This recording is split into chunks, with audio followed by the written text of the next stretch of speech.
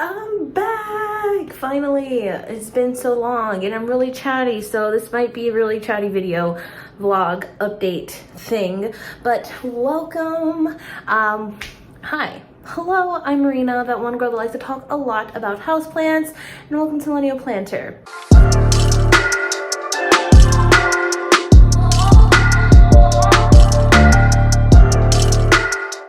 That was really weird to say. It has been like 2 weeks since I have filmed, and wow, got a lot of hand commotion going on right now.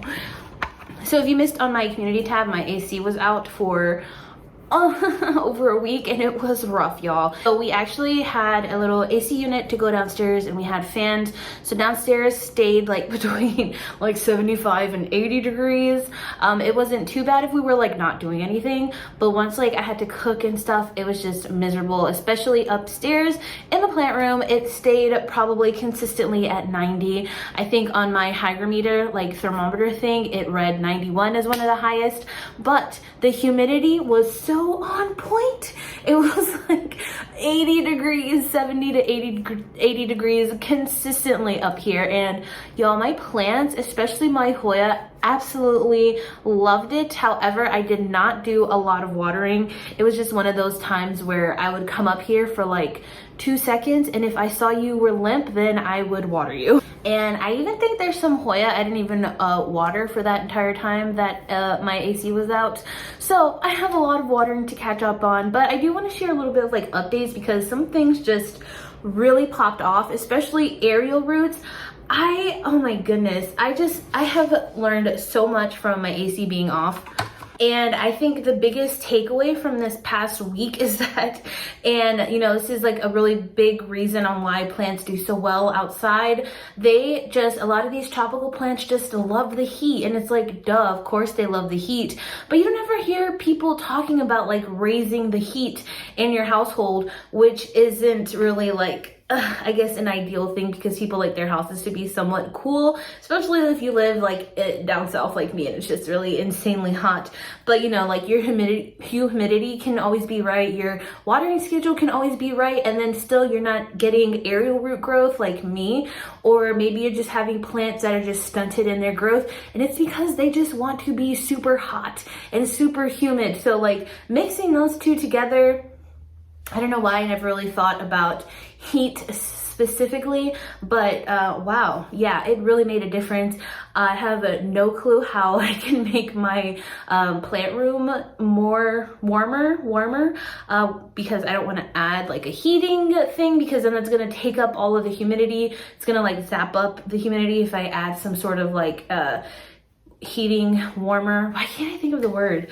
Anyways, now that my air is working, it instantly dropped down to the 50s again, which is where it always pretty much stays at. It stays between like 50 and 60s, but wow, for a week my plants were truly thriving, and I can't wait to show you all that. But I think I'm going to start doing a new series on my channel where I do deep dives into plants, because I truly just love geeking out on plants, and I'm sure you do too. And I do want to offer some sort of educational stuff, but it's not really like education's not really my thing. I love learning. I'm like a forever student, but I'm not really well spoken, if you guys haven't noticed. I feel like doing deep dives on specific species and specific genuses are really cool, and actually what brought me to this conclusion is because I got my new newsletter from IAS, the International Airway Society. You can pay $25 a year for a membership, and they send you a newsletter every so often.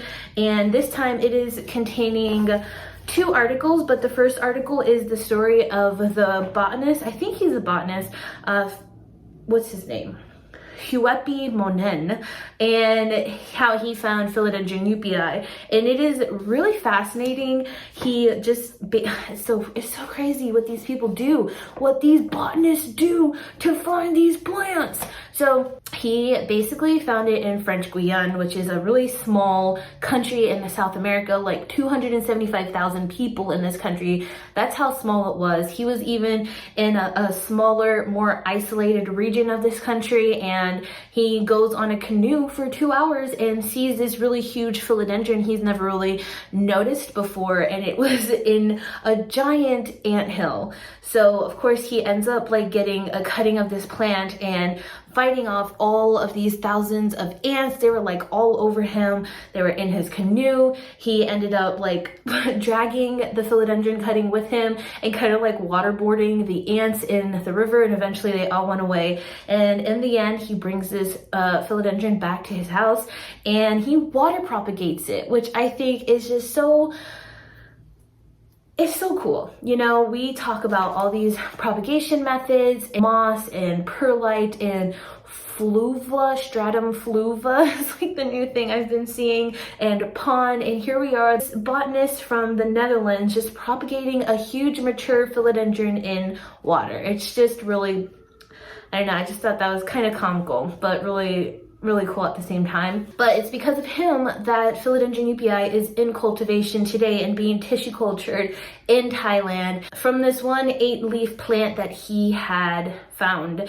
And it took him from 1990 to 2001 to fully finish the description of this plant. But it's just really interesting to see. And he even has these pictures. These are like some of the first pictures he found. This is the full plant that he got it from, and it's still alive today. 32 years ago he found this plant, and it's still alive today. And he has gone and he's seen it, and now he's marked it because he's keeping a closer eye on it. But it's pretty cool that he was able to go back to that exact location, because mind you, he was canoeing down this riverbank for like 2 hours before he found the plant. And it was confused for Philodendron 69686 because you can see this is UPI and this is 69686. They're very similar.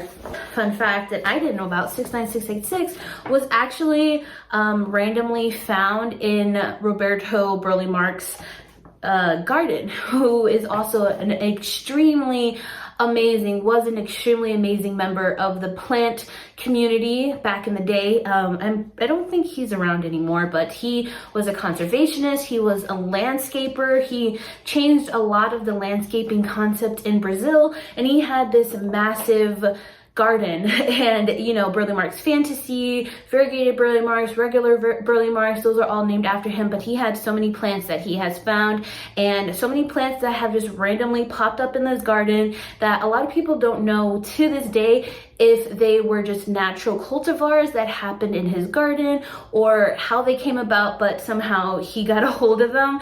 And I think that's really super dope. And also another thing about Philodendron UPI is that they thought it was originally kind of cut, or not they, but UFB thought it was a pedatum that was torn up by ants, by leaf cutters specifically. And if you look at the leaf shape, it really does look like it was chewed up.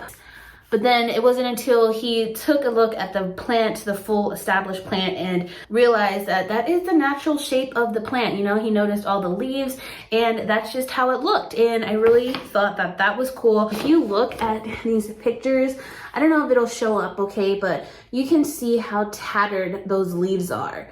And this is out in nature. So it just really goes to show that we stress over little inconveniences in our plants and in the foliage of our plants, but meanwhile out in nature they are just doing their thing, being torn to shreds by bugs but still existing. And that was just like a real full circle moment for me. I really geeked out on this. And now Philodendron UPI, while it's not like the cheapest plant at the moment, it really just all came from this single cutting that this guy found and was able to share. And plants, they're just so freaking cool. I think describing and discovering and finding out how plants were discovered is so cool. I know another, I think it was a Hoya guy, found a Hoya species and named it after his driver that had taken him to the location, because the driver went on this adventure and helped him locate the plant. I don't know, but it's just really freaking cool. Let me know if you guys would be interested in that, and then we could just geek out on plants together, because I can only talk about so much plants to like my husband and my friends so much. You know, they can only tolerate so much of it. But I know here, you guys got me. You guys can probably geek out with me. So let me know in the comments, because I'm really excited to do some deep dives. Anyways, let's get on to the plants. Let me just say, it feels so good to film. Another thing I posted about in my community tab is this new moss pole I'm trying. Found this on Amazon. It came with 2 for, I think it was $13.99. I think originally it was $15, and I got it during the Amazon sale. And it is plastic, so it's clear. It's kind of hard to see, but this whole backside is solid, and then the front is all opened, and this is how it comes, all rolled up, and you kind of have to like make it into a little thing. I'm actually going to do this and put it together in a separate video and kind of share an update on my moss pole versus plank situation. But I think I'm going to fill this up with just regular aeroid mix. I see a lot of people, well, not a lot, but there's a few people on Instagram that do it, and one of them is one of my good friends, Ara from Propagations Diaries, and she just fills hers up with regular aeroid soil, and I really want to give that a try. I was going back and forth of wanting to do soil or moss. I would think the moss would hold on to moisture a little bit more because it's so enclosed and it's plastic, but she's telling me that it really doesn't.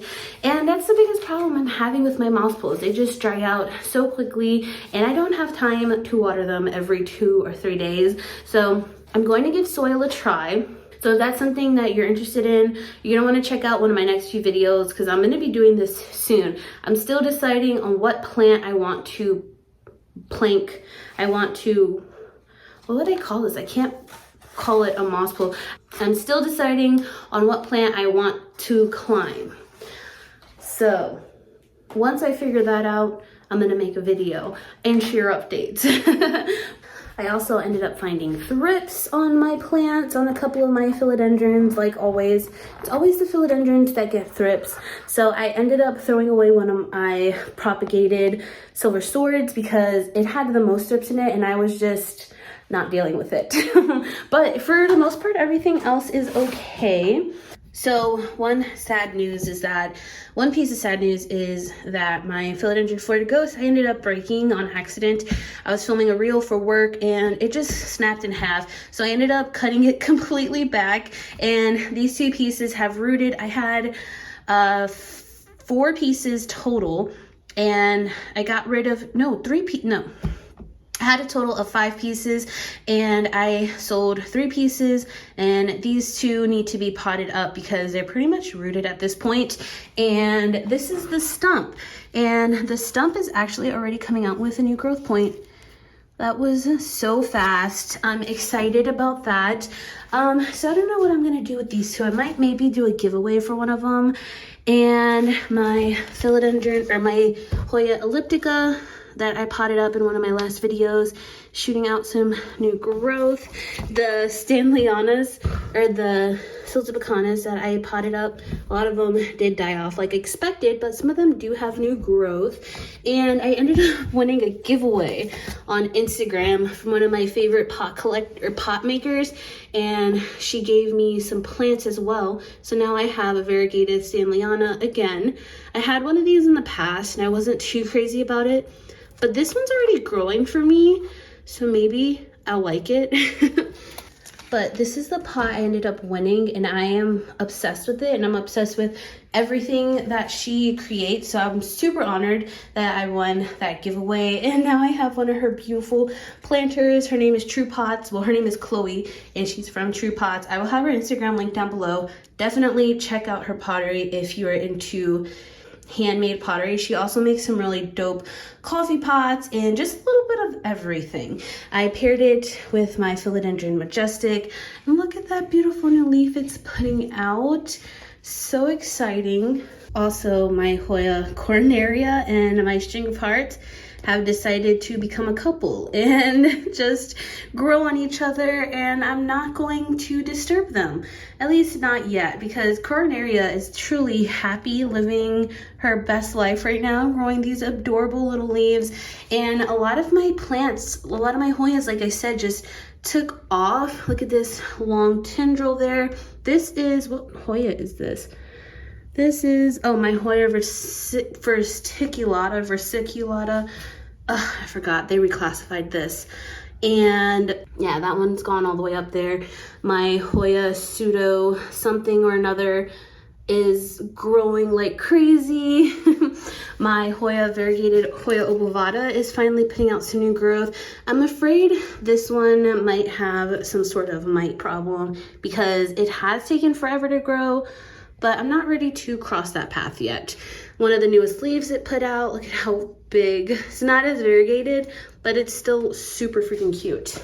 Hoya ilgorium is shooting off new beautiful tendrils, and I only started getting these new growth. I got this one and I have this one here, and I only got these because I cut the tendril. It had a long tendril that did nothing for months and months, and I cut it, and now it gave me 2 new ones as a reward. I guess I'm saying it's a reward. So that's a little tip for you. If you are having trouble with the really stubborn Hoya, cut it, because 9 times out of 10 it will give you a new tendril.